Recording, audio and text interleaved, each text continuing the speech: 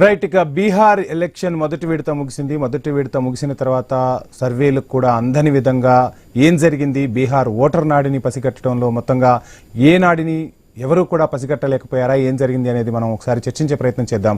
దేశవ్యాప్తంగా బీహార్ ఎన్నికలైతే ఆసక్తి కలిగిస్తున్నాయి. తొలిదశ పోలింగ్ ముగిసి గంటలు గడుస్తున్నా అక్కడ పెరిగిన ఓటింగ్ శాతం మాత్రం ఎవరికీ అంతుచిక్కని పరిస్థితి అయితే కనిపిస్తుంది. ఇక ఈ నెల 11న జరిగే రెండో దశ పోలింగ్లో అసలు ఏం జరగబోతుంది అనే ఉత్కంఠకు మొదటి విడత ఎన్నికలు బీజం వేశాయనే ఇక్కడ మనం మాట్లాడుకోవాల్సి ఉంటుంది. మొత్తం బీహార్ అసెంబ్లీలో 243 అసెంబ్లీ స్థానాలున్నాయి. ఇక నియోజకవర్గాలు బీహార్ అసెంబ్లీ ఎన్నికల పోరులో ఎన్డీఏ ఆర్జేడీ నేతృత్వంలోని మహాగఠబంధన్ హోరాహోరీగా తలపడుతున్న పరిస్థితి అయితే కనిపిస్తుంది. ఇక్కడ మనం ద్విముఖ పోరు అనుకుంటే అది త్రిముఖ పోరు అయిపోయింది. ఈ ఎన్నికలు మాత్రం కొత్త ముఖాన్ని పరిచయం చేస్తాయా అంటే అవునని అంటున్నారు రాజకీయ విశ్లేషకులు. నిన్న మొన్నటి వరకు దేశంలోని వివిధ పార్టీలకు రాజకీయ సలహాదారుగా, రాజకీయ వ్యూహకర్తగా ఉన్న ప్రశాంత్ కిషోర్ స్వయంగా జన్సురాజ్ అనే పార్టీ పెట్టి సొంత రాష్ట్రం బీహార్ అసెంబ్లీ ఎన్నికల్లో తన అదృష్టాన్ని పరీక్షించుకోబోతున్నారు. తన అదృష్టాన్ని అంటే తన పార్టీ అదృష్టాన్ని. ప్రశాంత్ కిషోర్ ఇక్కడ పోటీ చేయడం లేదు, కానీ జన్సురాజ్ పార్టీ తరఫున మొత్తం 243 అసెంబ్లీ నియోజకవర్గాల్లో అభ్యర్థులను బరిలోకి దింపారు. దింపుతూ ఇక్కడ కొన్ని కమెంట్స్ కూడా చేశారు ప్రశాంత్ కిషోర్. ఎట్టి పరిస్థితుల్లోనూ ఈసారి నితీష్ కుమార్ బీహార్ సీఎం పీఠంలో కూర్చునే అవకాశమే లేదు. సంక్రాంతికి ఖచ్చితంగా అక్కడి నుంచి బయటకు వెళ్లాల్సి ఉంటుందని చెప్పిన పరిస్థితి. 150 సీట్లు అనే ధీమాతో ప్రశాంత్ కిషోర్ అయితే ముందుకు సాగుతున్నారు. మొదటి దశ పోలింగ్ తర్వాత ఈ హైప్ ఇంకా పెరుగుతోంది. మొదట్లో ప్రశాంత్ కిషోర్ మాటల్ని చాలా మంది లైట్ తీసుకున్నారు, కానీ జన్సురాజ్ పార్టీని లైట్ గా తీసుకోవడానికి లేదని ఇప్పుడు గొంతు సవరించాల్సిన పరిస్థితి అయితే తొలి విడత ఎన్నికల తర్వాత కనిపిస్తోంది. ఇక బీహార్ అసెంబ్లీ ఎన్నికల ఫలితాలపై నరాలు తెగే ఉత్కంఠకైతే బాటలు పడ్డాయని మనం చెప్పాలి. ప్రశాంత్ కిషోర్ కింగ్ మేకర్ గా అవతరించబోతున్నారా? తొలి దశలో జరిగిన పోరు ద్విముఖం కాదా, త్రిముఖ పోరా అంటే అవుననే సమాధానమే వినిపిస్తుంది. దానికి నిన్న జరిగిన పోలింగే అద్దం పడుతోంది. ఇక రెండో దశ పోలింగ్ కూడా త్రిముఖ పోరునే ప్రతిబింబిస్తుందా? ఈ ప్రశ్నలకు అత్యధికులు అవునని అంటున్నారు. ఇక తొలి దశలో పెరిగిన పోలింగ్ శాతంపై రకరకాల అభిప్రాయాలైతే వ్యక్తమవుతున్న పరిస్థితి. దీన్ని ప్రభుత్వ వ్యతిరేకతకు కొందరు ఆపాదిస్తుంటే మరికొందరు మాత్రం నితీష్ పాలనకు మద్దతుగా పేర్కొంటున్న పరిస్థితి. ఇక తొలి దశలో 121 అసెంబ్లీ సీట్లకు పోలింగ్ జరిగింది. 64.66% ఓటింగ్ నమోదైంది. గతంలో ఇదే 121 సీట్లలో మహాగఠబంధన్ కు 61 సీట్లు, ఎన్డీఏకు 60 సీట్లు దక్కాయి. ఈ దఫా ప్రశాంత్ కిషోర్ పార్టీ భారీగా ఓట్లు చీల్చుతుందనే అనుమానాలు మాత్రం స్పష్టంగా కనిపిస్తున్నాయి. పెరిగిన ఓట్ల శాతం పీకే పార్టీకి పడ్డాయని కొందరంటుంటే లేదు, కేవలం పెరిగిన ఓట్ల శాతమే కాదు, రెండు పెద్ద కూటముల ఓట్లను పీకే గణనీయంగా చీల్చుతారనే లెక్కలు కూడా కట్టేస్తున్నారు. ఇక బీహార్లో 2020లో జరిగిన మొదటి దశలో 56.1% పోలింగ్ నమోదైంది. కానీ ఈ ఏడాది తొలి దశలో 8% ఎక్కువ పోలింగ్ నమోదు కావడం కూడా ఇక్కడ మనం పరిగణించాల్సిన అంశం. ఇక 2015లో తొలి దశలో 55.9%, 2010లో జరిగిన మొదటి దశలో 52.1% పోలింగ్ నమోదైంది. అంటే 2010 నుంచి వరుసగా పోలింగ్ శాతం పెరుగుతోంది. ఆ లెక్కన చూసుకుంటే మొత్తంగా పెరిగిన ఓటింగ్ అనేది ఎవరికి మేలు చేస్తోంది, అటు అధికార పక్షానికా లేదంటే ఇటు ప్రతిపక్షానికా అనేది విశ్లేషణలు అయితే రకరకాలుగా జరుగుతున్న పరిస్థితి. కొన్ని రాష్ట్రాల్లో జరిగిన ఎన్నికలను కూడా ఈ సందర్భంగా ఉదహరిస్తున్నారు. 2023లో మధ్యప్రదేశ్లో 77% పోలింగ్ జరిగింది. అది గత ఎన్నికల కంటే 2.08% ఎక్కువ. భారతీయ జనతా పార్టీ ప్రభుత్వం అధికారాన్ని నిలబెట్టుకోగలిగింది. ఒడిశాతో 2014లో 73.65% ఓటింగ్ జరిగితే అది గతానికంటే 8.35% అధికం. బీజేడీ అధికారాన్ని సుస్థిరం చేసుకుంది ఆ ఎన్నికల్లో. ఇక 2012 గుజరాత్లో 11.53 ఎక్కువ ఓటింగ్ శాతం జరిగినా నాడు సీఎంగా ఉన్న నరేంద్ర మోదీ తిరిగి బలమైన ముద్ర వేశారు. అలా అని ఓటింగ్ పెరిగిన రాష్ట్రాల్లో అధికారంలో ఉన్న పార్టీలకు డోకా లేదని అనుకుంటే పప్పులో కాలేసినట్టే.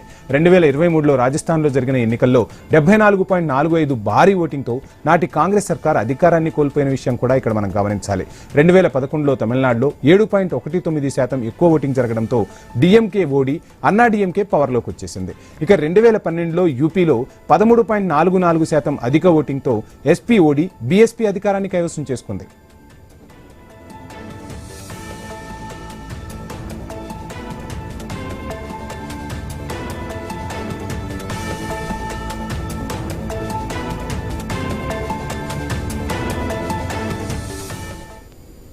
రైట్. ఇక ఇప్పుడు బీహార్లో తొలిదశ పోలింగ్ చూశాక గత ఎన్నికలను, ఇతర రాష్ట్రాల్లో జరిగిన ఎన్నికలను పోల్చి చూడలేమనేది స్పష్టమవుతుంది. కారణం ద్విముఖ పోటీ కాస్త త్రిముఖ పోటీగా మారిందనే వాదన అయితే స్పష్టంగా కనిపిస్తున్న పరిస్థితి.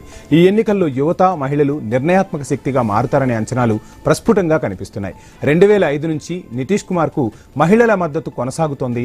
సైకిల్ పథకాలు, మద్యపాన నిషేధం మహిళల్లో నితీష్ కు బలం పెరిగేలా చేశాయి. నిన్నగాక మొన్న అంటే ఎలక్షన్ కు ముందు 10,000 రూపాయలు కూడా ఖచ్చితంగా నితీష్ కు బలాన్ని పెంచాయి అంటున్నారు విశ్లేషకులు. విశ్లేషకులు. 2020 ఎన్నికల్లో మాత్రం మహిళా ఓటర్ల మద్దతు జేడీయూకు తగ్గిందనే చెప్పుకోవాలి. దీంతో వారి మద్దతు కూడగట్టేందుకు మహిళలకు 10,000 చొప్పున ఆర్థిక సాయం చేస్తామని సీఎం నితీష్ ప్రకటించారు. అయితే మహిళా ఓటర్ల శక్తిని లాక్కునేందుకు ఆర్జేడీ నేత తేజస్వి యాదవ్ పెద్ద పాచికే విసిరారు. మరి మహిళలకు 30,000 చొప్పున ఆర్థిక సాయం చేస్తామని హామీ ఇచ్చేశారు. ఈ పోటాపోటీ హామీలతో మహిళా ఓటర్ల మొగ్గు ఎటువైపు అన్నది ఇటు పార్టీలకు అటు అభ్యర్థులకు కూడా అంతుచిక్కని పరిస్థితి అయితే కనిపిస్తోంది. ఇక ఈ నెల 11న రెండో దశలో 122 సీట్లకు పోలింగ్ జరగబోతోంది. తొలి దశ పోలింగ్ ఉత్కంఠగా మారడంతో రెండో దశను అంచనా వేయడానికి ఇప్పటి నుంచే దృష్టి సారిస్తున్నారు. స్థానిక అంశాలు సమస్యలు కీలకంగా మారుతున్నాయని మాత్రం గమనించారనే చెప్పుకోవాలి. రాష్ట్రంలో నిరుద్యోగం తారాస్థాయికి చేరింది. యువతలో నిరాశ పెను ప్రభావం చూపించొచ్చనే అభిప్రాయాలు సర్వత్రా వ్యక్తమవుతున్న పరిస్థితి. అందుకే రెండో దశ పోలింగ్లోనూ ప్రశాంత్ కిషోర్ పార్టీ జన్సురాజ్ను తేలిగ్గా అంచనా వేయటానికైతే లేదంటున్నారు. ఈ ఎన్నికల్లో 160 సీట్లు సాధిస్తామని ఎన్డీఏ చెబుతోంది. ఇటీవల ఒక ఇంటర్వ్యూలో అమిత్ షా ఇదే విషయాన్ని చెప్పుకొచ్చారు. అయితే లోక్సభ ఎన్నికల సమయంలో ఆప్ కీ బార్ 400 పార్ అని బలంగా నినాదాలు కూడా చేశారు ఎన్డీఏ నేతలు. కానీ లోక్సభ ఎన్నికల్లో వారు ఆశించిన 400 సీట్లకు బదులు 239 సీట్ల దగ్గరే కమలనాథులు ఆగిపోవాల్సిన పరిస్థితి వచ్చింది. అందుకే ఇప్పుడు చెబుతున్న 160 సీట్లకు ఎన్డీఏ చేరుకోగలదా అనేది $1 మిలియన్ ప్రశ్న.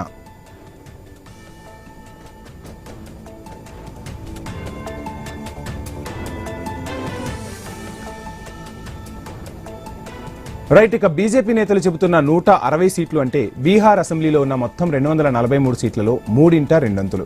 నిరుద్యోగం, అవినీతి, క్లీన్ పాలిటిక్స్ పేరుతో పీకే ఎన్నికల గోదాలోకి దిగారు. ఈ ప్రచారం యువతను బాగా ఆకర్షించిందనే వాదన అయితే బీహార్లో కొనసాగుతుంది.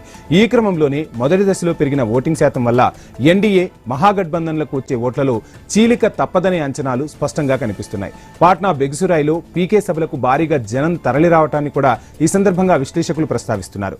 బీహార్ అసెంబ్లీ ఎన్నికల్లో కులం కార్డు చాలా కీలకం. ఎన్డీఏ నుంచి బరిలో రాజ్పుత్, ఓబీసీ అభ్యర్థులున్నారు. ఎప్పటిలా యాదవ్లు, ముస్లింలకు ఆర్జేడీ పట్టం కట్టేసింది. ఎన్డీఏలో బీజేపీ, జేడీయూలు చెరో 101 సీట్లలో పోటీ చేస్తుంటే ఎల్జీపీ 29 చోట్ల బరిలో నిలిచింది. 2024 లోక్సభ ఎన్నికల్లో బీహార్లో 68 చోట్ల ఆధిక్యం కనబరిచింది బీజేపీ. ఈ అసెంబ్లీ ఎన్నికల్లో ఈ 68 చోట్ల కమలనాథులకు సవాళ్లు తప్పడం లేదు. అందుకే ఎన్డీఏ 160 సీట్లు అంటే గతాన్ని వర్తమానాన్ని కలిపి తవ్వుతున్నారు విశ్లేషకులు. 2010లో 206 సీట్లు సాధించింది ఎన్డీఏ కూటమి.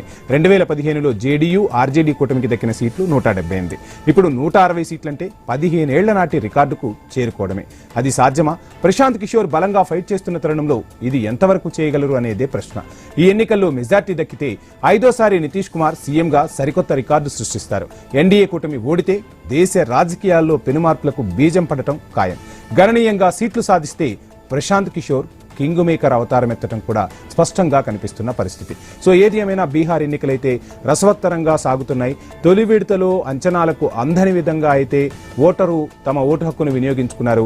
ఓటరు నాడి పసిగట్టడం ప్రధాన పార్టీలకే కాదు, చాలా సర్వే సంస్థలకు కూడా కంటి మీద కునుకు లేకుండా చేస్తున్న పరిస్థితి. మరి ఇక రెండో విడత ఎన్నికల్లో ఏం జరగబోతుంది ఏంటి అనేది